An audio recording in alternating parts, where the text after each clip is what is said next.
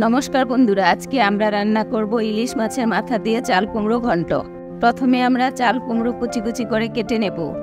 কেটে নিয়ে লবণ দিয়ে মেখে কিছুক্ষণ ঢেকে রেখে দেব। তারপর ভালো করে ধুয়ে নেব। এরপর পেঁয়াজ কুচি করে কেটে নেব, কাঁচা লঙ্কা কেটে নেব, পেঁয়াজ কুচি, গোটা জিরা বেটে নেব।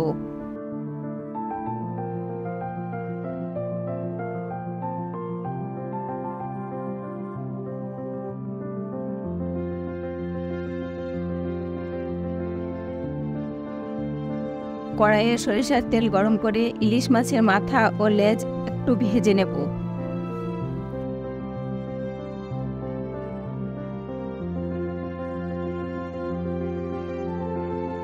ওই তেলে তেজপাতা, গোটা জিরা, পাঁচফোড়ন, পেঁয়াজ কুচি ও কাঁচা লঙ্কা ফোড়ন দিয়ে কেটে রাখা চাল কুমড়ো দিয়ে দেব।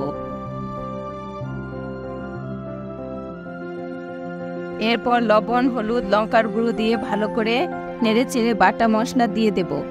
আর একটু নাড়িয়ে নিয়ে পরিমাণ মতো জল দিয়ে দেব।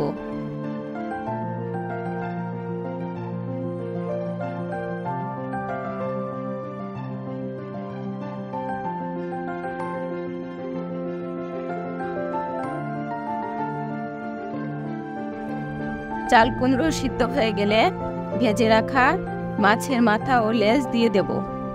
এরপর জল শুকিয়ে গেলে গরম মশলা দিয়ে নামিয়ে নিলেই তৈরি হয়ে যাবে ইলিশ মাছের মাথা দিয়ে চাল কুমড়ো ঘন্ট।